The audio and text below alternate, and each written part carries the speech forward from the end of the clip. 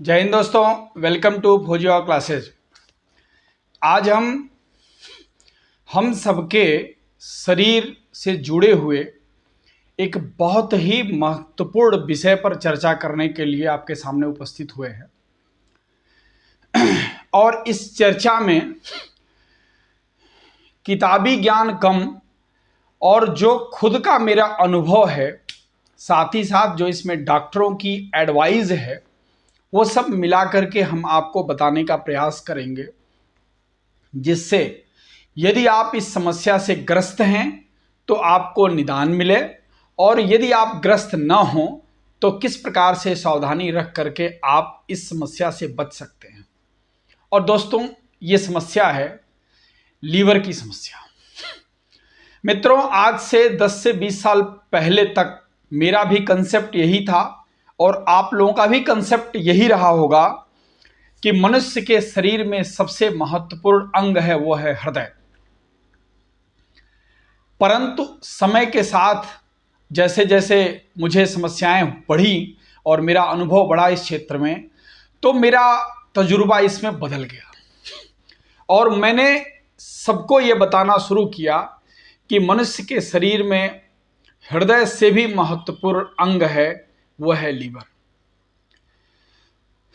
प्रथम दृष्टया बायोलॉजिकल रूप से या किताब में दी हुई बातों को के आधार पर इस तथ्य को हर आदमी नकारेगा, लेकिन जो भुक्तभोगी है वह इसको समझ पाएगा। मित्रों, आप जानते हैं हृदय रोगों का जो प्रमुख कारण है वह क्या है? 2 से 4% ऐसे हृदय रोगी होंगे जिनका मैन्युफैक्चरिंग डिफेक्ट है, मतलब बाय बर्थ इटसेल्फ उनके हार्ट में किसी भी प्रकार की समस्या है, होल है या कोई और डिजाइनर इश्यूज हैं।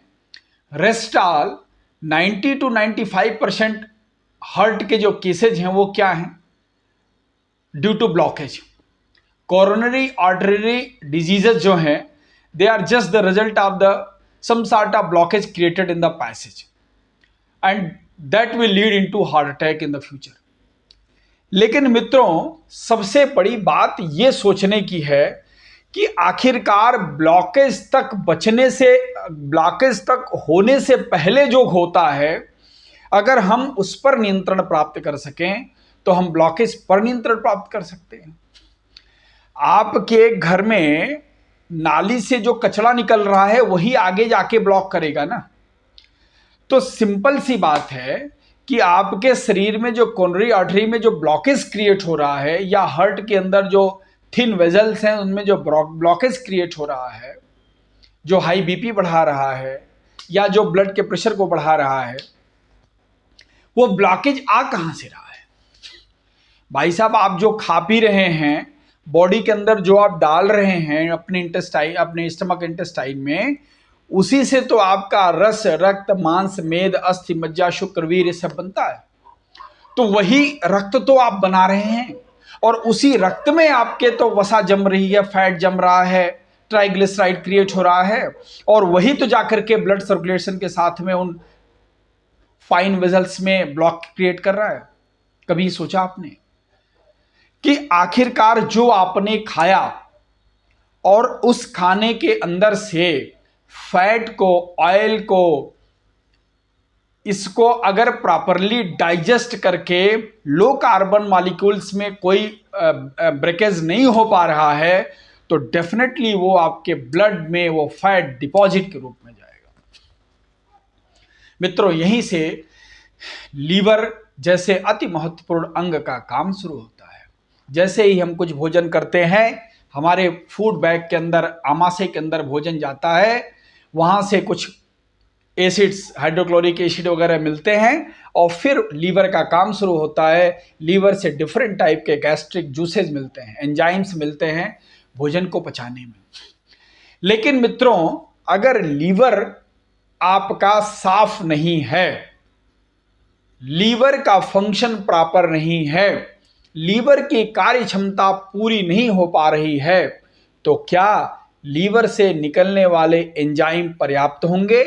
क्या उनकी मात्रा पर्याप्त होगी और वो सफिशिएंट होंगे आपके फूड को प्रॉपरली डाइजेस्ट करके न्यूट्रिशन में कन्वर्ट करने के लिए और आपके जो हाई कार्बन फैट्स हैं उनको डाइजेस्ट करके लो कार्बन फैट्स और एनर्जी में कन्वर्ट करने के लिए definitely no, and answer is no.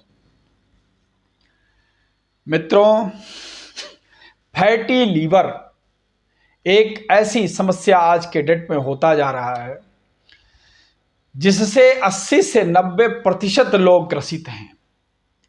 लेकिन चूंकि परमात्मा ने आपके शरीर को इस तरह डिजाइन किया कि आपके को तुरंत इसकी कोई बड़ी समस्या नहीं झेलनी पड़ती, इस नाते आप इसको ओवरलुक करते जाते हैं और क्रमशः आप अन्य बीमारियों के चंगुल में फंसते चले जाते हैं। फैटी लीवर क्या है? जब भी आपके शरीर में 5% से 10% मैक्सिमम, इससे ज़्यादा फैट अगर आपके लीवर पर डिपॉजिट हो जाता है तो उसको फैटी लीवर बोलते हैं। और जैसे जैसे इस पर परसेंटेज फैट डिपॉजिट का बढ़ता जाएगा वैसे वैसे यह सीरियसनेस बढ़ता जाएगा। और यही फैटी लीवर पहले स्टेज 1, स्टेज 2 स्टियोटिस बोलते हैं, स्टेज 3 फिर लीवर फाइब्रोसिस, अंतोगत्वा लीवर सिरोसिस या लीवर कैंसर, और अंतोगत्वा कुछ पेशेंट्स की डेथ भी हो जाती है।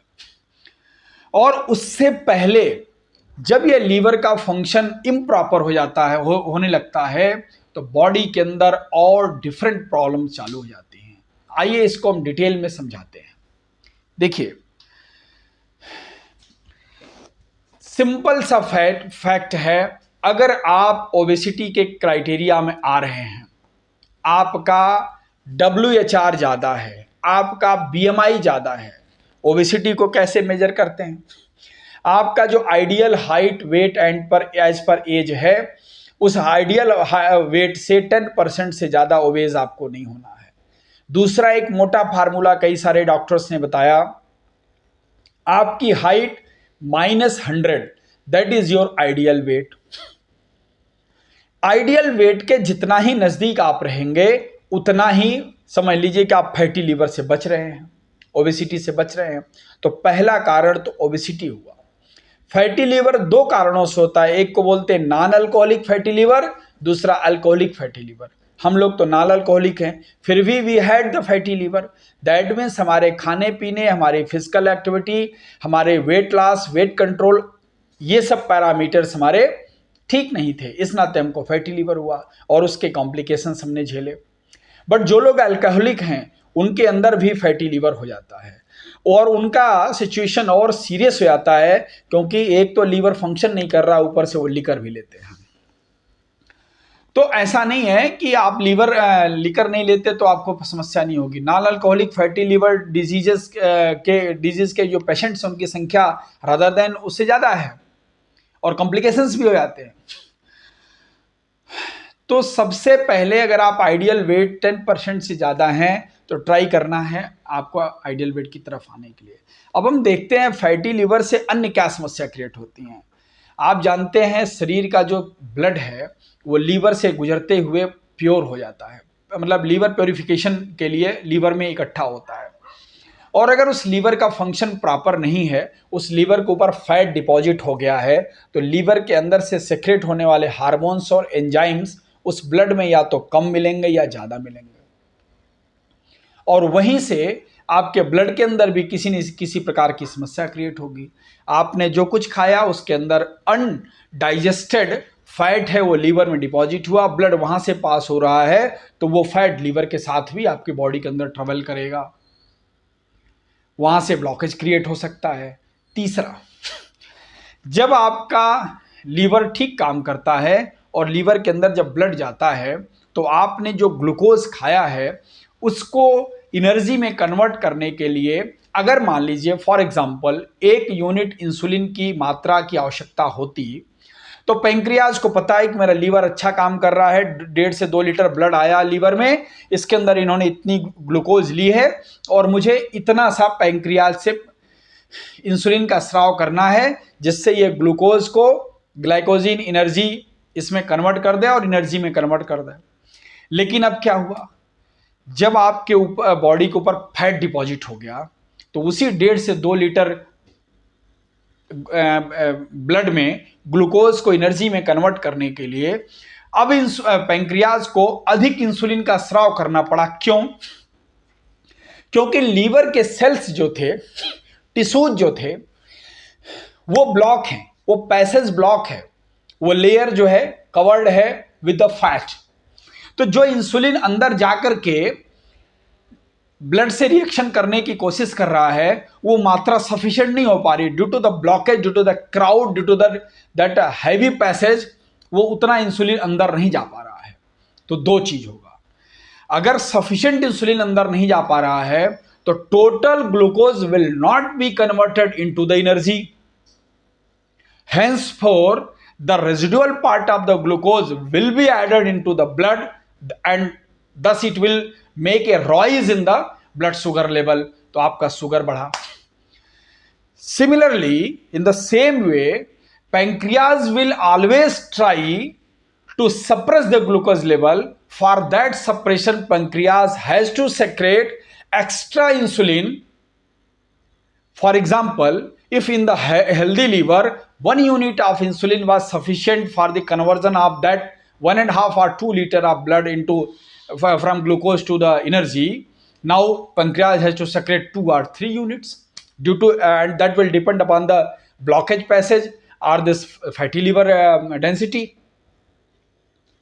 और ये काम एक दिन का नहीं है, for days together, months together, years together, you did not take the corrective action and you had the fatty liver for a long time, so insulin kept on working hard, that pancreas kept on working hard and it started secreting extra insulin with respect in the case of a healthy man, and that kept on secreting for years together, for 10 years, 15 years, and that will that will result into the sluggish operation and the sluggish result of the pancreas. Means what? 10 से 15 साल अधिक काम करने की वजह से pancreas आपका थक गया और अब वह इंसुलिन की मात्रा कम पैदा करने लगेगा, क्योंकि वो इंसुलिन ज्यादा बनाते बनाते थक गया। बॉडी ऑर्गन्स का लाइफ है। अब जब आपके बॉडी के अंदर ग्लूकोज इकट्ठा हुआ तो अब वो ग्लूकोज एनर्जी में कन्वर्ट नहीं हो पा रहा है, क्योंकि आपकी बॉडी के अंदर इंसुलिन की मात्रा कम हो गई। Now you will have the raise level of glucose in your blood, और आप बोलेंगे मुझे तो डायबिटीज होगा, मेलिटस ग्रेड 1। तो आपने देखा कि आपका फैटी लिवर आपके ग्लूकोज के लिए जिम्मेदार हो गया। इसी नाते जितने भी मोटे और ओबेस लोग हैं उनके अंदर डायबिटीज क्यों पहले हो जाता है? ये सबसे पहला कारण है, यह भी एक पहला कारण है। तो आपने देखा कि आपका फैटी लिवर कहां से कहां प्रॉब्लम क्रिएट किया। अब तो आते हैं स्टमक किट सेल के ऊपर।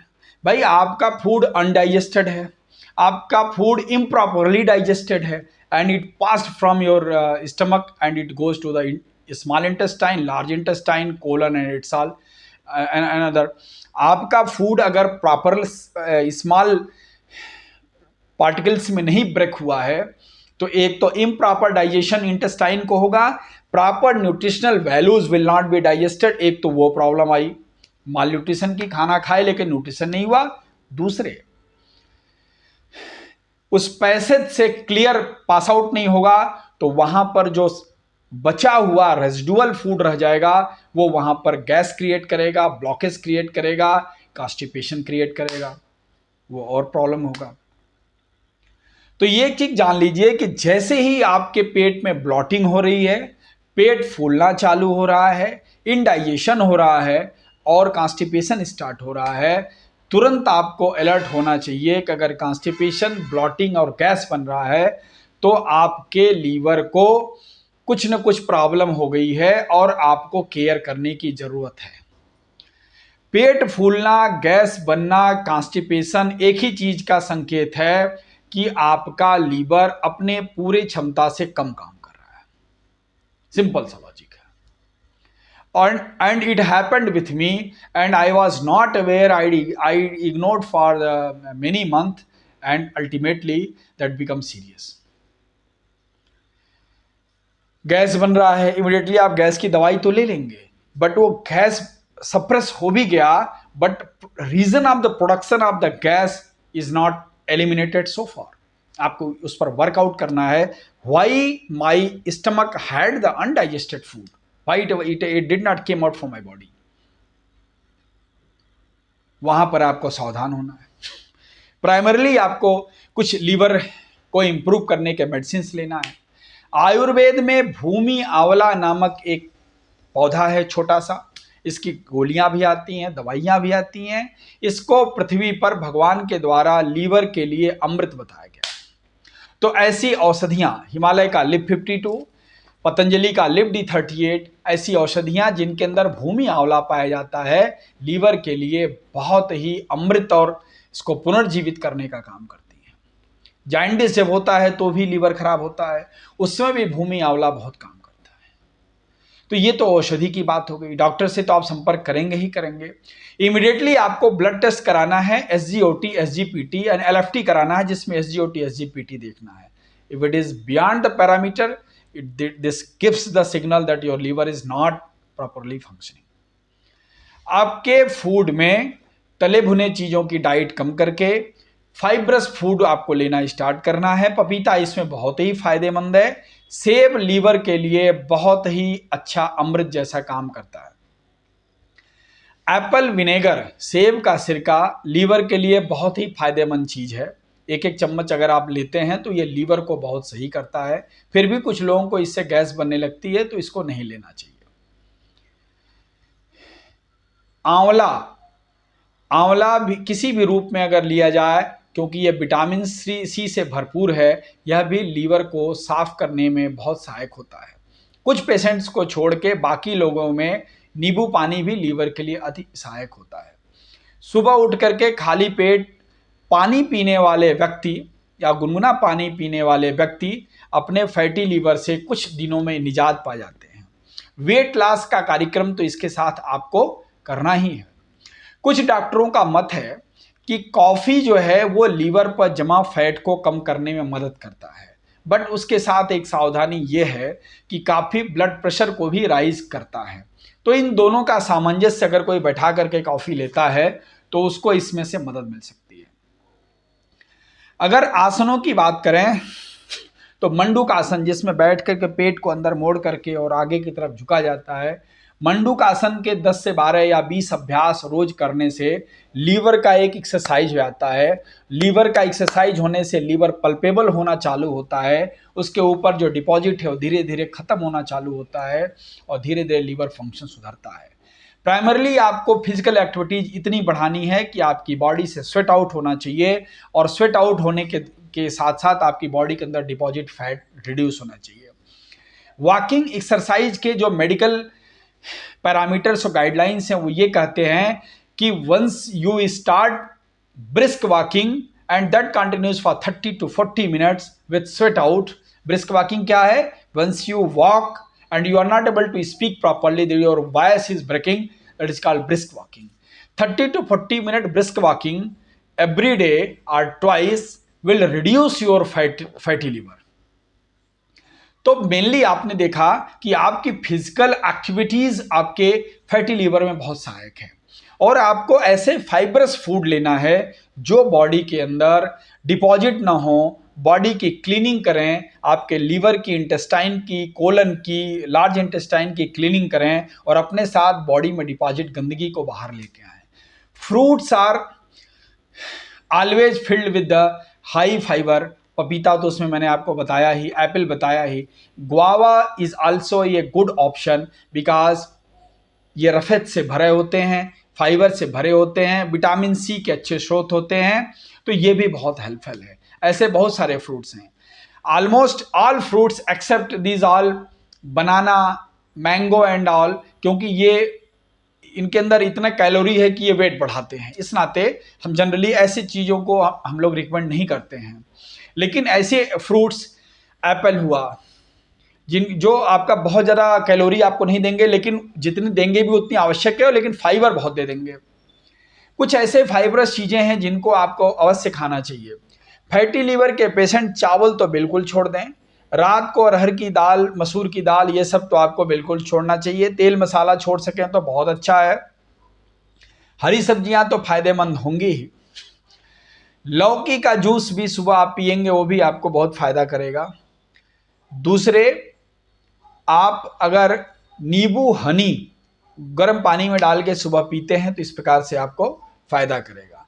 आपने देखा इतनी सारी बातें कहने से कि फैटी लीवर शरीर के अंदर कई सारी बीमारियों का जनक है, क्योंकि हृदय एक मोटर के समान है, उसमें पानी आएगा तो उसको पंप करेगा।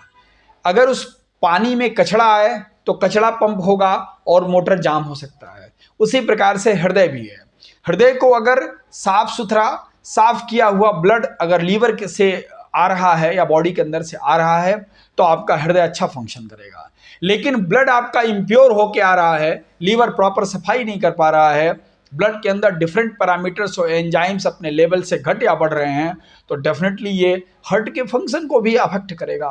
वेरी सिंपल मैकेनिकल लॉजिक है।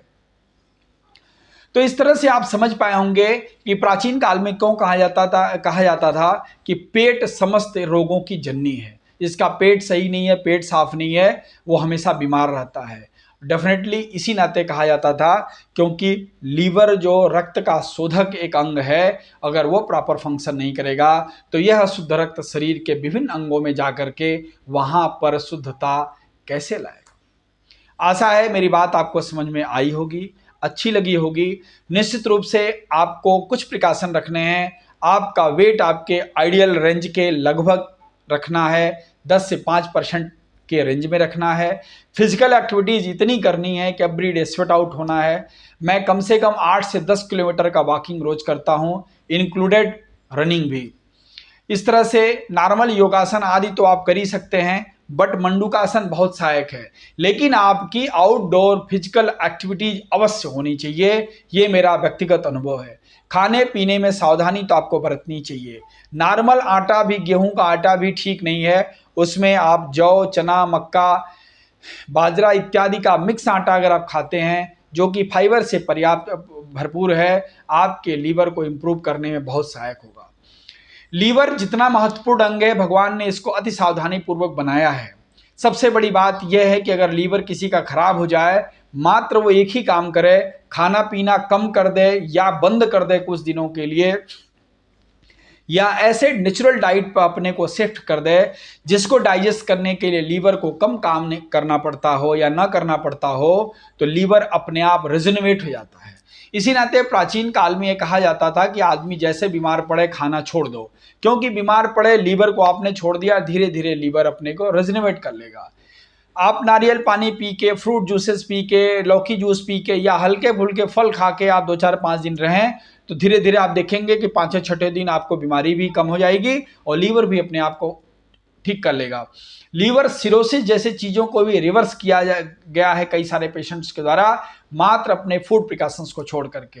मेरा लीवर खुद इतने सीरियस स्टेज में था, मैं इसका रिपोर्ट में अपने आपके स्क्रीन पर लगा रहा हूँ, आप देख सकते हैं। उसके बावजूद भी मैंने फिजिकल एक्सरसाइज करके, डाइटरी चेंजेस करके, फूड कंट्रोल करके, अपने ऊपर नियंत्रण करके मैंने अपने लीवर को रिवर्स किया और मेरा लीवर बिल्कुल एकदम छोटे बच्चे जैसा आ गया और मेरे ब्लड के सारे पैरामीटर्स बिल्कुल एकदम एक यंग बेबी जैसे हो गए।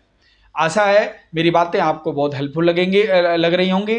अपना ध्यान रखिए और इस वीडियो को उन लोगों तक पहुंचाइए जिनको आप चाहते हैं कि वो स्वस्थ रहें।